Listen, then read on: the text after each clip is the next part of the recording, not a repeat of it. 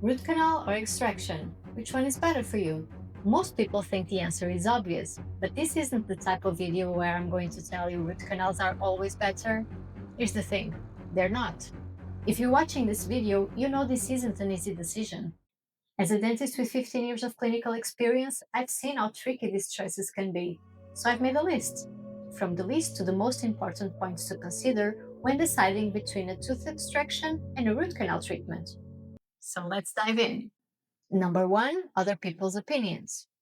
You might have heard your friend, mom, or brother say, I had the same thing, do this or do that.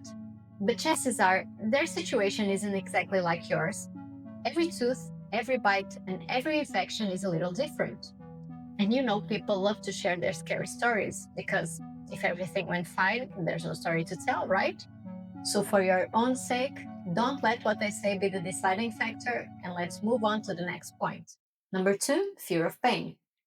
Fear is a huge driver of decisions, especially fear of pain. And many people think that root canal treatments hurt a lot. But is that true? Root canals get a bad reputation because they deal with infection, inflammation, and the nerve, the part no one wants disturbed. But nowadays, root canal procedures are routine. With a skilled dentist and proper anesthesia, the treatment can actually be completely pain-free. Tooth extractions are also done under anesthesia, so you won't feel pain. But you feel pressure as the tooth is loosened, and you might even hear some cracking sounds as the bone shifts. And while they can make you nervous, it doesn't really mean it's painful. So fear of pain is a very poor factor to base your decision on. Number three, after the treatment. After a root canal treatment, mild pain for a few days is common, but sometimes there's no pain at all, and only relief compared to before. Tooth extractions, on the other hand, are almost always sore for the first couple of days, because it's a small surgery, and in both cases, your dentist can prescribe pain medicine if you need it. Number four, number of visits. This is an easy one.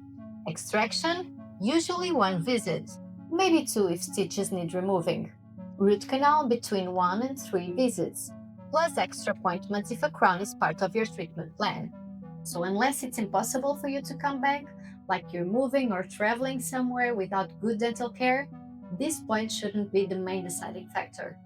Number five, risk of complications.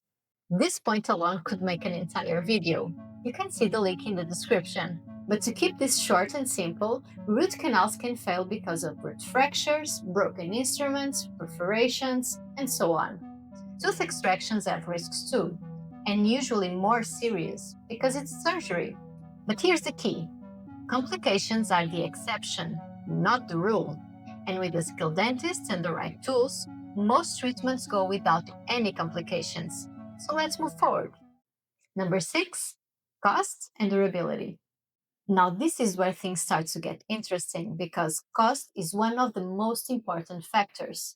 But the real question you should ask is what's the balance between cost and lifespan? If you just take the tooth out and don't replace it, extraction is much cheaper. But usually, treatments are a part of a bigger plan, an extraction followed by a dental implant or a root canal followed by a crown. The cost for each treatment depends on your country, your insurance, and the exact plan for that tooth.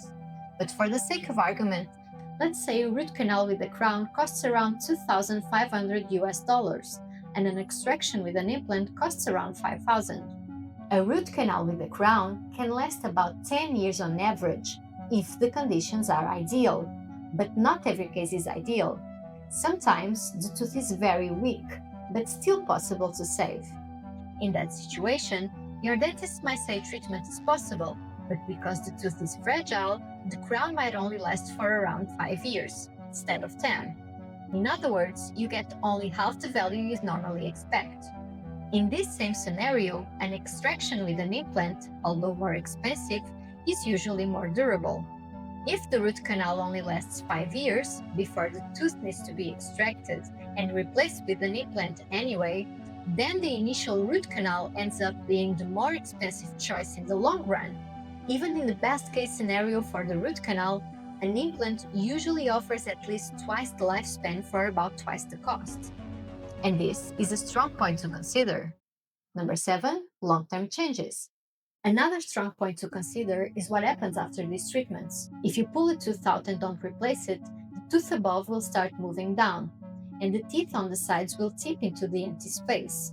As this happens, other gaps open up, your bite becomes uneven, your chewing gets worse, and your smile starts to change. Plus, you'll be toothless, which will make you look older.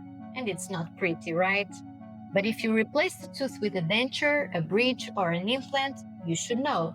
None of these are exactly like a natural tooth. They don't feel the same as a natural tooth, and they all have long-term issues. Bone loss and cavities on the neighboring teeth are the most common. With the root canal, the tooth itself gets weaker over time because it dries out and it's more likely to fracture. That's why a crown is usually recommended. And just like any other tooth, it can still get cavities or new infections, which sometimes means retreatment or even extraction later on. And finally, the most important point, your dentist's opinion. Your dentist is the one who knows your case best. Not all root canals have the same chance of success, and only your dentist can predict that. If they say the tooth can't be saved, then it has to be extracted. But if there's a chance to save it and you have the time and the money, you should really consider it. Because worst case scenario, even if the root canal fails, you can still remove the tooth later on. So tooth-wise, you never lose. So, should you get a root canal or an extraction? The truth is, it depends. There's no one-size-fits-all answer. But now you know the key points to consider and you can make that decision with confidence. And if you decide to go ahead with your root canal and want to know what can go wrong, that's exactly what I cover in this next video. If you found this video helpful, please subscribe. And if you have questions, make sure to leave them in the comment section. I'll respond to every single one. See you soon for another fresh day on every bite.